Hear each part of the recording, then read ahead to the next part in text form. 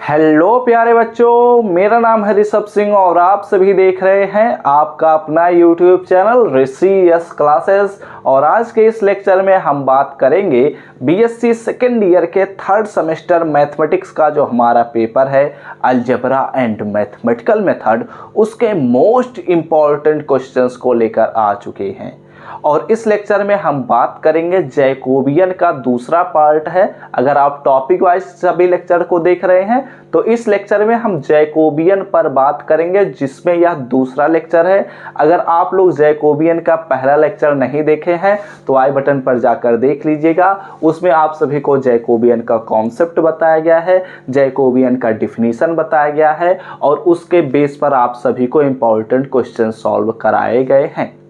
ठीक है, और उसी को ही आगे बढ़ाते हुए यह दूसरा लेक्चर लेकर आ चुके हैं। और इस लेक्चर में हम पढ़ेंगे जैकोबियन के प्रॉपर्टीज के बारे में और उनके बेस पर इसी ईयर पूछे गए सिद्धार्थ यूनिवर्सिटी का एक बहुत ही इंपॉर्टेंट क्वेश्चन भी हम सॉल्व कराएंगे।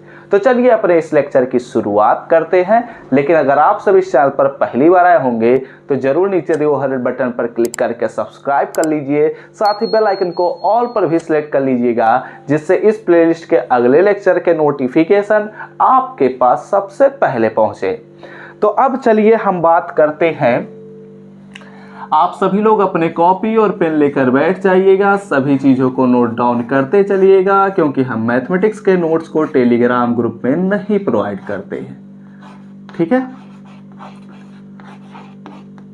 लेकिन फिर भी अगर आप हमारे टेलीग्राम चैनल से ज्वाइन करना चाहें तो लिंक आप सभी को डिस्क्रिप्शन में मिल जाएगा। अब आप लोग अपने कॉपी और पेन में उठाइए और हेडिंग डाल दीजिए प्रॉपर्टीज ऑफ जैकोबियंस। एक्चुअली हमारे सिलेबस में जैकोबियन के जो प्रॉपर्टीज हैं वो कुछ ही दिए गए हैं, सभी प्रॉपर्टीज के बारे में हमें नहीं पढ़ना है। तो सबसे पहले प्रॉपर्टी की तरफ हम बढ़ते हैं। हमारे पास जो सबसे पहला प्रॉपर्टी है जैकोबियन का, इसमें बोला जाता है, क्या बोला जाता है कि इफ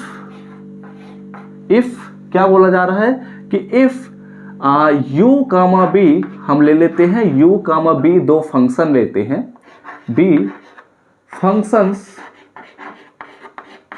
ठीक है, b functions of r comma s।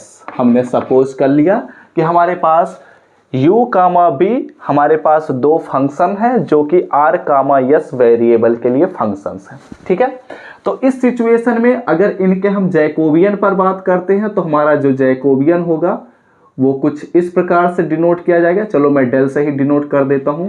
Del of u comma v with respect to r comma s। ठीक है, देखना डेल और r को थोड़ा सही से बनाना, नहीं तो दोनों ही लगेंगे, या तो डेल ही दोनों लगेंगे या तो दोनों ही r ही लगेंगे, तो आपका नंबर ऐसे सर जी काट देंगे।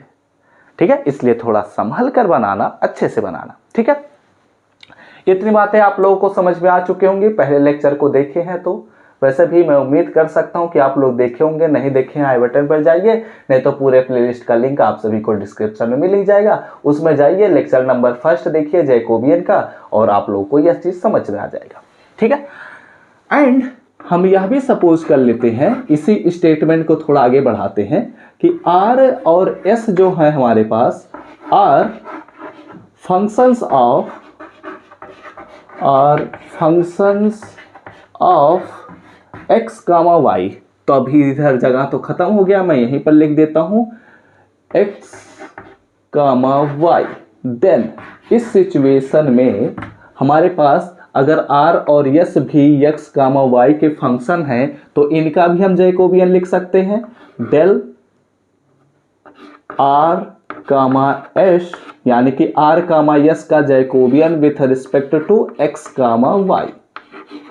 ठीक है, तो अगर हम ऐसा लिख सकते हैं, जो कि हम लिखेंगे ही, तो इनका अगर हम मल्टीप्लिकेशन कर दें, ठीक है, इनका अगर हम मल्टीप्लिकेशन कर दें तो इनका अगर हम मल्टीप्लिकेशन कर दें तो इससे जो हमें वैल्यू मिलेगी वो अगर ध्यान से देखो तो del r comma s, del r comma s, ये दोनों कैंसल आउट हो जाएंगे और ये हमारे पास बचेगा del u comma v with respect to x comma y. ठीक है, यानी कि Jacobian of u comma v with respect to x comma y. ठीक है, तो ये हमारे पास एक प्रॉपर्टी है। इसमें क्या बोला जा रहा है, अब बस हम नॉर्मल लेवल पर इन चीजों को समझेंगे। हमारे पास u और v दो फंक्शन हैं जो कि r और s वेरिएबल के लिए है, लेकिन r और s जो हमारे पास है वो भी x और y के भी फंक्शन हैं। तो अगर हम u कामा v को r कामा s के रिस्पेक्ट में जैकोबियन पता करते हैं जो कि जैकोबियन इतना होगा, और अगर r कामा s को x कामा y के रिस्पेक्ट में जैकोबियन पता करते हैं तो जो कि इतना होगा, तो इनका अगर हम डायरेक्ट जैकोबियन पता करना चाहें u कामा v को अगर हम x कामा y के रिस्पेक्ट में डायरेक्ट जैकोबियन पता करना चाहें तो वो हो जाएगा del u comma v upon में डेल x कामा y। ठीक है, ये हमने डायरेक्ट पता किया। तो ये जो हमारे पास वैल्यू मिलेगी वो एक्चुअली इन्हीं वैल्यूज का मल्टीप्लिकेशन ही होता है, वही चीज यह प्रॉपर्टी बताना चाहता है। ठीक है, इसके बेस पर आपको एग्जांपल्स देखने को मिलेंगे लेकिन इस लेक्चर में नहीं मिलेंगे। ठीक है, क्योंकि ये अभी हम आगे चलकर हो सकता है आप सभी को एक टॉपिक में पढ़ाऊं, Jacobian of functions of function. ठीक है, वो हो सकता है आप सभी के सिलेबस में मुझे चेक करना पड़ेगा, अगर रहेगा तो मैं पढ़ाऊंगा, नहीं तो आगे हम बढ़ेंगे। वैसे भी देखना पड़ेगा वहां से इंपॉर्टेंट क्वेश्चन पूछे जाते हैं या नहीं। तो ये हमारे पास पहला प्रॉपर्टी हुआ। दूसरे प्रॉपर्टी पर बात करते हैं। दूसरा प्रॉपर्टी कहता है, क्या कहता है दूसरा प्रॉपर्टी हमारा, कि if u comma v are function of x comma y, ठीक है, x कामा y, देन इस सिचुएशन में अगर हम इनका जैकोबियन पता कर लेते हैं del u comma v upon में डेल x कामा y। ठीक है, आप ऐसा पढ़ सकते हैं लेकिन मैं तो रेकमेंड यही करूंगा कि आप इसे पढ़िए, Jacobian of u comma v with respect to x comma y। This is the right pronunciation, but आप कोई भी तरीका अप्लाई कर सकते हैं, ये आप पर डिपेंड करता है। तो ये जो हमारे पास वैल्यू मिलेगा, ये जो हमारे पास जैकोबियन मिलेगा, अगर हम u कामा v को x कामा y के रिस्पेक्ट में जैकोबियन पता करते हैं, और अगर हम x कामा y को u कामा v के रिस्पेक्ट में जैकोबियन पता करते हैं, यानी कि हम पहले इससे इसका जैकोबियन इससे इसका जैकोबियन हमने पता किया अभी, तो हमने ये लिखा। अब हम क्या करेंगे, इससे इसका जैकोबियन पता करने वाले हैं, यानी कि del x comma y upon में डेल u कामा v हम पता करने वाले हैं। ठीक है, तो अगर इनका हम मल्टीप्लिकेशन कर दें तो ये जो हमारे पास वैल्यू मिलता है ये मिलता है हमें 1। यानी कि कहने का क्या मतलब है, समझो इस बात को। अगर कोई भी फंक्शन हमारे पास, दो फंक्शन या फिर दो से अधिक भी फंक्शन के लिए यह अप्लाई हो सकता है, होगा ही, सकता नहीं है, होगा ही अप्लाई या होगा ही। तो इसमें क्या बोला जा रहा है कि हमारे पास दो फंक्शन लिए गए हैं जो कि x कामा y वेरिएबल्स पर डिफाइन है। ठीक है, तो ऐसे सिचुएशन में अगर हम u कामा v को, u कामा v का अगर हम x कामा y के रिस्पेक्ट में जैकोबियन निकाल लें, और अगर हम x कामा y का u कामा v के रिस्पेक्ट में जैकोबियन पता कर लें, मतलब पहले हमने फंक्शन का पता किया, दूसरी बार में हमने वेरिएबल का पता किया। फंक्शन को वेरिएबल के रिस्पेक्ट में जैकोबियन देखा और वेरिएबल को फंक्शन के रिस्पेक्ट में जैकोबियन देख लिया, तो इनका जो मल्टीप्लिकेशन होता है वह 1 हमें देता है। और ये सभी चीजें याद कर लेना। ठीक है, अगर इन पर प्रैक्टिस करोगे क्वेश्चन तो बहुत ही अच्छी बात है, आप लोगों को वैसे ही समझ में आ जाएगा, याद करने की जरूरत नहीं है। लेकिन एक बात ध्यान में रखना, अगर आपके एग्जाम ऑब्जेक्टिव फॉर्मेट में होंगे तो वहां पर ये डायरेक्ट दिए जाएंगे और पूछा जाएगा कि वैल्यू कितना होता है, तो आपको बताना रहेगा। ठीक है, आगे बढ़े, चलो आगे बढ़ते हैं। यहां पर देखो एक और पॉइंट आप सभी के सामने है।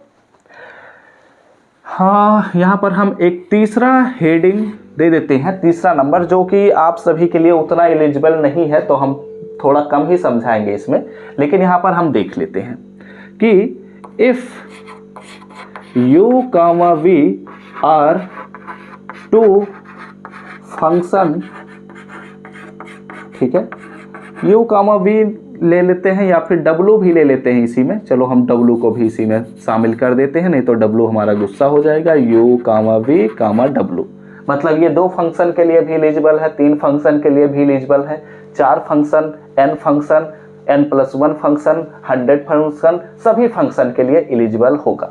ठीक है, तो u, v और w आर फंक्शंस, यहाँ पर मैं अब यहाँ पर इसे हटा देता हूँ, are functions of x, y, z, ठीक है। एंड हम कह रहे हैं कि u जो है, v जो है और w जो है आर नॉट इंडिपेंडेंट, ये एक दूसरे पर भी डिपेंड कर रहे होंगे। ठीक है, इंडिपेंडेंट, ठीक है। हम क्या कह रहे हैं कि हमारे पास ये जो u, v और w जो हमारे पास फंक्शन है वो x, y, z के लिए ही है, लेकिन ये जो u, v और z जो हमारे पास फंक्शंस हैं, ये फंक्शन इंडिपेंडेंट नहीं है, मतलब ये एक दूसरे पर निर्भर हैं। तो इस सिचुएशन में then Jacobian of u, v, w with respect to x, y, z is equal to 0। ये एक प्रॉपर्टी है, आप लोग बस इसे नोट डाउन कर लीजिएगा, ताकि अगर आपके एग्जाम में पूछ लिया जाता है तो आप लोग समझ जाएं। ऐसा ना हो कि कहने लग जाए कि सर जी पढ़ाए ही नहीं थे, इसीलिए हमने एग्जाम में किया ही नहीं, तो हमारी कोई गलती नहीं है। लेकिन अगर एग्जाम में ऐसे एक्सक्यूजेस देना शुरू करोगे तो नंबर कटने लग जाएंगे, इसलिए ऐसे एक्सक्यूजेस भाड़ में जाएं, आप अपनी पढ़ाई पर फोकस करो। ठीक है, तो यहां पर मैंने क्या कहा कि अगर हमारे पास u, v और w 3 फंक्शंस हैं x, y, z के लिए, तो अगर हमारे पास u, v, w जो है वो फंक्शंस एक दूसरे पर डिपेंड भी करते हो, तो इस सिचुएशन में जो उनका जैकोबियन होगा वह हमारा 0 के बराबर होगा। ठीक है, इतनी बातें क्लियर हुई। तो आप लोग क्या करिए, पहले इसका स्क्रीनशॉट लीजिए और एक चलिए एग्जाम्पल की तरफ अब हम बढ़ते हैं, जो कि आप सभी के लिए इम्पॉर्टेंट है। और ये तो इन 3 प्रॉपर्टीज को आप लोग नोट डाउन कर चुके होंगे। अब इन 3 प्रॉपर्टीज को हम आगे चलकर कुछ न्यूमेरिकल्स ऐसे सॉल्व करेंगे जो आप सभी के एग्जाम में आए हुए हैं पिछले कुछ सालों में, वहां पर हम उपयोग करेंगे, इसीलिए मैंने इन प्रॉपर्टीज को पढ़ाया है। ठीक है, अब हम एक छोटे से इंपॉर्टेंट नोट पर बात करेंगे, जिसके बेस पर सिद्धार्थ यूनिवर्सिटी में इसी ईयर क्वेश्चन पूछा गया है, तो उस पॉइंट को ध्यान दीजिएगा। ठीक है, यहाँ पर आप लोग अगर अपने कॉपी और पेन लेकर बैठे हुए होंगे तो वहाँ पर लिख लीजिए नोट। एक छोटे से पॉइंट, छोटे से क्या बड़े से पॉइंट और अच्छे पॉइंट पर हम बात करने वाले हैं। ठीक है, हम क्या कह रहे हैं कि इफ u1, u2, ठीक है, u3 and so on un are functions, ठीक है, आर फंक्शंस सच दैट, कुछ इस प्रकार हमारे पास ये फंक्शंस हैं कि हमारे पास जो u1 है, ठीक है, ध्यान दीजिएगा, जो u1 है इज इक्वल टू है f ऑफ x1 में, यानी कि जो u1 का वेरिएबल है वो x1 है, और जो हमारे पास u2 है, ध्यान दीजिएगा और एक बात ध्यान से सुन लीजिएगा। अभी हो सकता है आपको ये चीज़ें समझ में ना आए, लेकिन जैसे ही हम इसका एक एग्जाम्पल कराएंगे वहाँ पर आपको सब कुछ समझ में आ जाएगा। ठीक है, तो अभी ध्यान से बस देख लीजिए। u1 जो है वह x1 का वेरिएबल है, u2 जो है वो हम मान लेते हैं कि फंक्शन है x1 x2 का, यानी कि इसमें u2 जो है वह x1 और x2 के वेरिएबल्स हैं। तो इस सिचुएशन में ऐसे ही हमारे पास u3 भी मिलेगा, जो कि कुछ इस प्रकार होगा कि function of x1 x2 x3। ठीक है, ऐसे ही अगर हम nth टर्म पर पहुंचेंगे, यानी कि un को कैलकुलेट करेंगे, तो यहाँ पर जो हमारे पास वैल्यू मिलेगा वो क्या मिलेगा, फंक्शन हमारे पास फंक्शन होगा x1 x2 dot dot dot xn का यह फंक्शन होगा। ठीक है, देन इस सिचुएशन में हमारे पास जो जैकोबियन होता है, क्या होता है, जैकोबियन, देन जैकोबियन, यानी कि जैकोबियन को किस प्रकार से रिप्रेजेंट करेंगे, जे से रिप्रेजेंट करेंगे। जैकोबियन ऑफ u1, थोड़ा सा मैं इसे साइड में लिख लेता हूं ताकि हम इसका उपयोग कर सकें। Jacobian of u1, u2, u3 and so on un is equal to, क्या लिखेंगे हम, डेल, यहाँ पर हमारे पास जो जैकोबियन का रिप्रेजेंटेशन है उसी का हम उपयोग कर रहे हैं, हम कुछ अलग काम नहीं कर रहे हैं, तो ध्यान से देखिएगा। Del u1, u2, u3 and so on un upon में हमारे पास क्या मिलेगा, del x1, x2 and so on हमारे पास क्या मिलेगा, xn मिलेगा। ठीक है, इज इक्वल टू हमारे पास क्या होगा, डिटर्मिनेंट ऑफ, ठीक है, यही तो होता है, जैकोबियन का हम डायरेक्ट फार्मूला लिख रहे हैं, तो ध्यान दीजिएगा। डिटर्मिनेंट ऑफ डेल u1, यहां पर क्या होगा, डेल u1 अपॉन में डेल x1। ठीक है, यहां पर जो हमारे पास आगे के जितने भी nth वैल्यूज मिलते जाएंगे वो सभी के सभी जीरो हो जाएंगे। इसके पीछे का लॉजिक ये है कि तो इसके आगे के जितने भी हमारे पास nth वैल्यूज मिलेंगे वो सभी के सभी जीरो ही हो जाएंगे, क्योंकि इसके पीछे का लॉजिक ये है कि हमारे पास जो u1 वाला फंक्शन है, इस फंक्शन को अगर हम x2 से पार्शली डेरिवेटिव करेंगे, यहाँ पर क्या लिखा जाएगा, डेल u1 अपॉन में डेल x2, तो जब हम x2 से इसका पार्शली डेरिवेटिव निकालेंगे तो क्या हो जाएगा, जीरो हो जाएगा, क्योंकि यह जो हमारे पास फंक्शन है वो तो x1 का फंक्शन है। तो ऐसे ही अगला टर्म हमारे पास जीरो होगा, उसका अगला टर्म हमें x3 से डेरिवेटिव निकालना है, पार्शियली डेरिवेटिव, तो भी जीरो होगा। ऐसे ही जब हम nth टर्म तक ऐसे ही हम निकालते चले जाएंगे तो हमारे पास nth टर्म भी जीरो ही हो जाएगा। यहाँ पर हम बात करेंगे दूसरा फंक्शन u2, यहाँ पर हमारे पास मिलेगा डेल u2 अपॉन में डेल x1 मिलेगा, क्योंकि यह हमारे पास जो फंक्शन है वो x1 और x2 दोनों का ही फंक्शन है। तो यहाँ पर हमारे पास जो अगला टर्म मिलेगा, हमें u2 को x2 से पार्शियली डेरिवेटिव निकालना है, तो डेल u2 अपॉन में डेल x2। अगला जो हमारे पास टर्म मिलेगा वो x3 के रिस्पेक्ट में डेरिवेटिव निकालना है, तो हमारे पास x3 तो फंक्शन में है ही नहीं, तो इसका मतलब आगे के जो हमारे पास वैल्यूज मिलेंगे वो सभी के सभी जीरो ही होंगे। ठीक है, इतनी बातें क्लियर हुई। और एक बात ध्यान में रखना, अभी अगर इन चीज़ों को नहीं समझ पा रहे हो तो परेशान नहीं होना, अभी एक एग्जाम्पल जब मैं कराऊंगा तो वहाँ पर आपको सब कुछ समझ में आ जाएगा। और अगर आपको म्यूजिक सुनाई दे रहा होगा तो उसे इग्नोर करिएगा, एक्चुअली बगल में कुछ फंक्शन है तो वहाँ पर डीजे बज रहा है, तो इसीलिए आपको म्यूजिक सुनाई दे रहा है, तो उसे इग्नोर करिएगा और पॉइंट पर फोकस करिएगा।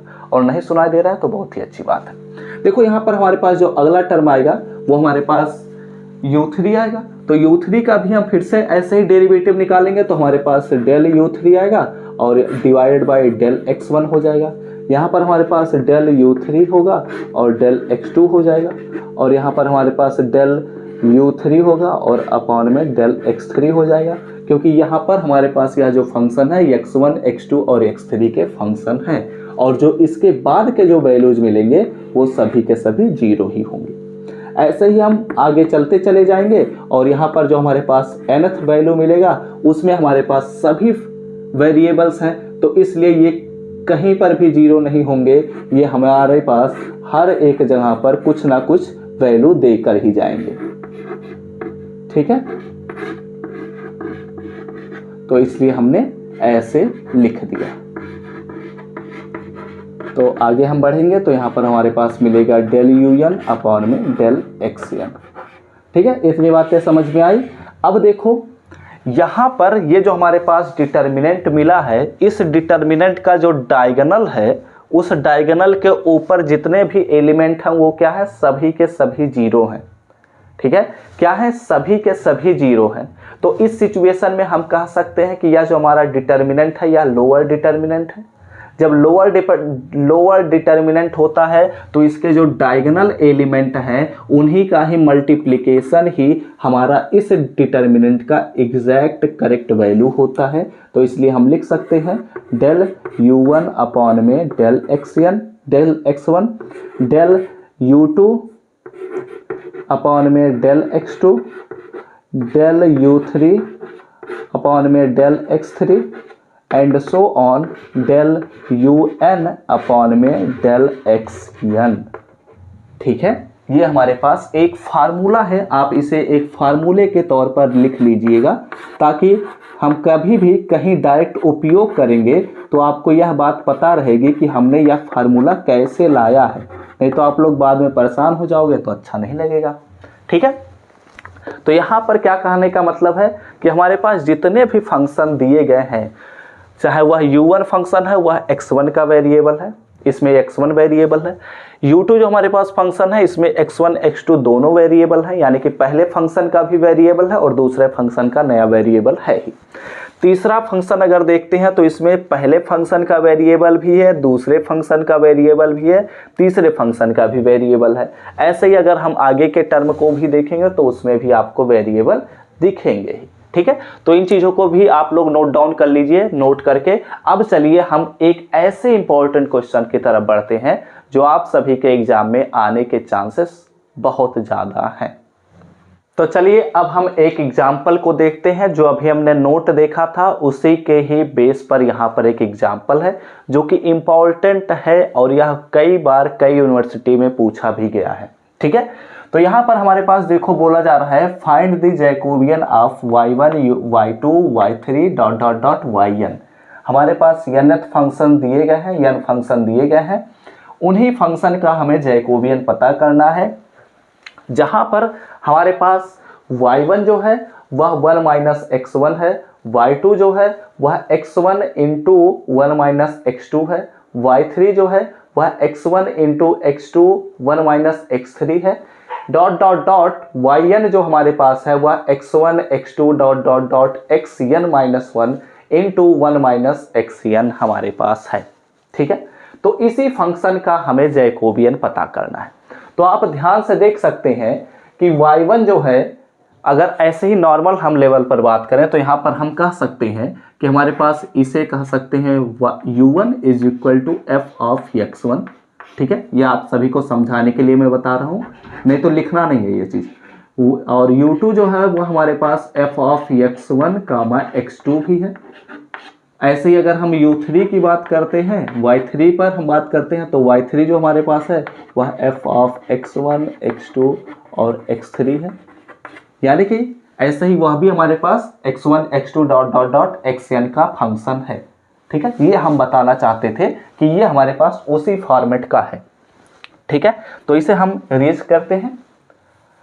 तो अगर इसे हम इरेज कर रहे हैं, ठीक है, और हमने यह देख लिया कि यह इसी फॉर्मेट का एक क्वेश्चन है, तो यहाँ पर समझना यह है कि हमने एक फार्मूला अभी लास्ट लाइन में लिखवाया था, उस फार्मूले को हम डायरेक्ट इस पर अप्लाई कर सकते हैं, मेरे कहने का यह मतलब था। ठीक है, लेकिन अगर आप एग्जाम में भूल जाते हैं तब आप क्या करेंगे? ऐसा भी तो समय आ सकता है ना कि आप भूल जाएं, तो इसमें आपको परेशान होने की जरूरत नहीं है। आप इन्हें डेरिवेट करना शुरू कर दें। पहले इसको x1 के रिस्पेक्ट में डिफरेंशिएट करें, फिर इसी को x2 के रिस्पेक्ट में डिफरेंशिएट करें, तो आप देखेंगे कि जीरो बनना शुरू हो जाएगा। पहले टर्म के बाद सभी टर्म जीरो बनने शुरू हो जाएंगे। इसको जब आप करेंगे तो पहला दूसरा टर्म मिलेगा, क्योंकि x1 है और x2 है तो दोनों एक एक टर्म मिलेंगे, फिर उसके बाद जीरो होना शुरू हो जाएंगे। इसको जब आप करेंगे तो तीन टर्म मिलेंगे, उसके बाद जीरो होना शुरू हो जाएंगे। इसको जब आप करेंगे तो कोई भी टर्म जीरो नहीं होगा, सभी टर्म हमारे पास मिलते चले जाएंगे। लेकिन ऐसे सिचुएशन में पंगा ये है कि आप उस डिटर्मिनेंट को खोल नहीं पाएंगे, क्योंकि वहां पर nth टर्म है। हमारे पास n क्रॉस n का हमारा डिटर्मिनेंट बन जाएगा। तो इस सिचुएशन में आप उसे एक्सपेंड कर नहीं पाएंगे, और जब एक्सपेंड कर नहीं पाएंगे तो आपको प्रॉब्लम होगी। इसलिए आपको क्या करना है, यहां पर लिखना है सॉल्यूशन। ठीक है, और लिखिए गिवन दैट गिवन दैट, हमारे पास दिया गया है, जो दिया गया है उसी को यहाँ पर पहले लिख दीजिए। ठीक है, आपने लिख दिया, मैंने मान लिया। आपको लिखना ही होगा, वैसे मानकर नहीं चला जाता, लेकिन यहाँ पर लिखना ही पड़ेगा आपको। चलिए मैं लिखकर, नहीं आपको लिख लेना पड़ेगा, नहीं तो मैं लिखूंगा तो वीडियो बड़ा हो जाएगा। अब हमारे पास वी नो दैट, एक हम लाइन लिखेंगे, वी नो दैट, हम जानते हैं कि, क्या जानते हैं, जैकोबियन ऑफ y1, ऐसे लिख लेते हैं, Jacobian of u1 u2 dot dot dot un is equal to, हमारे पास है डेल u1 अपॉन में del x1, del u2 upon में del x2, del u3 upon में del x3 and so on, del un upon में del xn होता है। ठीक है, यह हमने फार्मूला भी देखा है। अब इसी फार्मूले के बेस पर हम सॉल्व करेंगे। तो यहाँ पर हम लिखेंगे जैकोबियन ऑफ, ठीक है, u1 की जहाँ पर हमारे पास फंक्शन है y1, u2 की जहाँ पर हमारे पास फंक्शन है y2, u3 की जहाँ पर हमारे पास फंक्शन है y3 एंड सो ऑन, हमारे पास un की जहाँ पर हमारे पास फंक्शन है yn। ठीक है, तो इस सिचुएशन में हमारे पास यह क्या हो जाएगा, डेल y1 अपॉन में डेल x1। ठीक है, यहाँ पर हमारे पास हो जाएगा डेल y2 अपॉन में डेल x2, यहाँ पर हमारे पास हो जाएगा डेल y3 अपॉन में डेल x3, और यहाँ पर हमारे पास आगे जब हम बढ़ेंगे तो डेल yn अपॉन में डेल xn मिलेगा।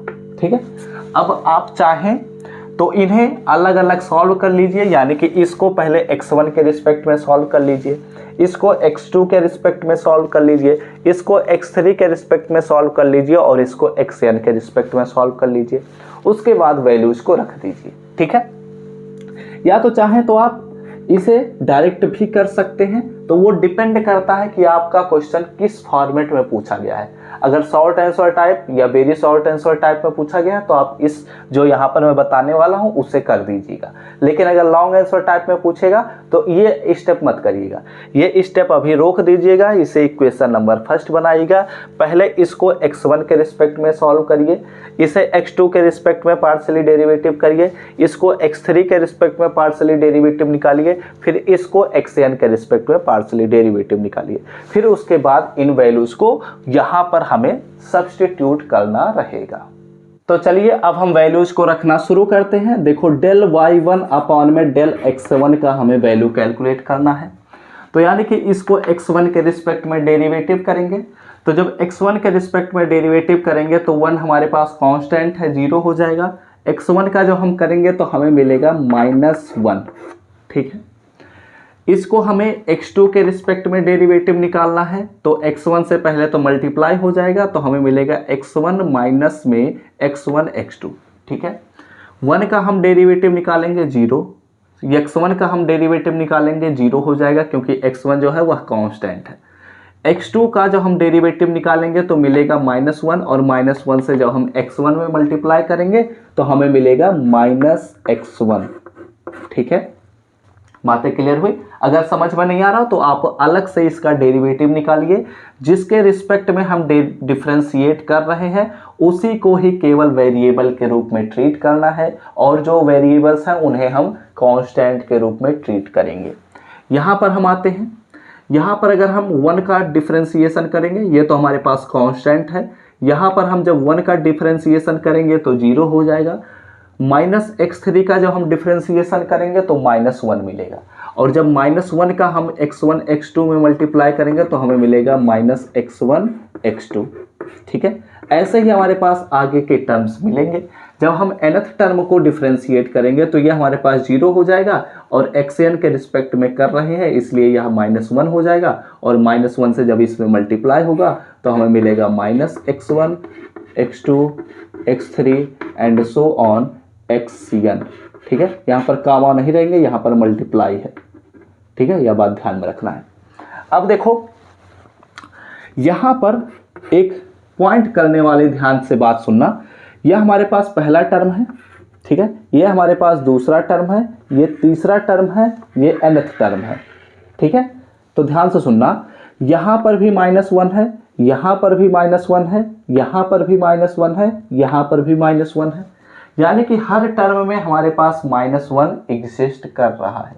और हर टर्म में जब -1 एग्जिस्ट कर रहा है तो हम -1 के पावर n तो लिख ही सकते हैं, क्योंकि n बार -1 का मल्टीप्लाई हो रहा है। ठीक है, तो जब हमने -1 के पावर n लिख दिया तो ये हमारे पास माइनस हर एक टर्म से रिलीज हो गया, यानी कि खत्म हो गया। अब हम बात करते हैं कि x1 कितने टाइम है, तो ये पहला टर्म था, ये दूसरा टर्म था, और टोटल है n टर्म। तो अगर टोटल है n टर्म और पहले टर्म में x1 नहीं है तो बचे कितने टर्म, n-1 टर्म। तो x1 कितने टर्म में है, n-1 टर्म में है, तो ये x1 पे पावर कितना हो जाएगा, n-1 हो जाएगा। सिंपल सा गणित लगाता है, सिंपल सा गणित लगाना है, यहाँ पर x1 के पावर n-1। अब आते हैं x2 पर। x2 पहले टर्म में भी नहीं है, दूसरे टर्म में भी नहीं है, बचे हुए कितने टर्म हैं, n के पावर n-2 टर्म बच रहे हैं, इसलिए यहाँ पर क्या होगा, x2 के पावर n-2 हो जाएगा। ऐसे ही हमारे पास x3 मिलेगा, तो अगर x3 के पावर हम बात करें तो n-3 मिल जाएगा। ऐसे ही अगर हम यहाँ पर xn नहीं है, यहाँ पर xn-1 होगा, क्योंकि यही तो मिलेगा। तो अगर यहाँ पर हम xn-1 के बारे में बात करते हैं, मल्टीप्लाई बाई xn-1, तो ये तो हमारे पास केवल आखिरी टर्म में मिल रहा है, इसलिए यह केवल एक ही बार होगा। ठीक है, और यही हमारा फाइनल आंसर है, इसके अलावा हम कुछ और सॉल्व नहीं कर सकते। तो अगर आप लोग स्क्रीनशॉट लेना चाहें तो ले सकते हैं। ये क्वेश्चन हमारा यहीं पर समाप्त होगा, और ये क्वेश्चन आप सभी के एग्जाम में पूछने के चांसेस होते हैं, क्योंकि ये बहुत ही अच्छे क्वेश्चन होते हैं। ठीक है, तो फिलहाल तो अब इसी लेक्चर को यहीं पर हम समाप्त करेंगे, क्योंकि हमने इस लेक्चर में क्या देखा कि जैकोबियन के प्रॉपर्टीज़ क्या हैं, और उनके बेस पर एक बहुत ही अच्छा क्वेश्चन हमने देखा। ठीक है, तो इसी के साथ इस लेक्चर को हम समाप्त करेंगे, लेकिन जो अगला लेक्चर आएगा उसमें आप सभी को बहुत सारे क्वेश्चन जैकोबियन से रिलेटेड हम सॉल्व कराएंगे, जो आप सभी के एग्जाम में पूछे जाते हैं। तो वीडियो अच्छा लगा हो तो लाइक करिएगा, साथ ही साथ कमेंट करके ज़रूर बताइएगा कि क्या आप सभी को यह लेक्चर समझ में आया है या नहीं। और अगले लेक्चर के नोटिफिकेशन पाने होंगे तो सब्सक्राइब करने के साथ बेल आइकन को ऑल पर सेलेक्ट कर लीजिएगा। तो हम सब मिलते हैं अपने नेक्स्ट लेक्चर में, तब तक पढ़ते रहिए, संघर्ष करते रहिए और सफल होते रहिए।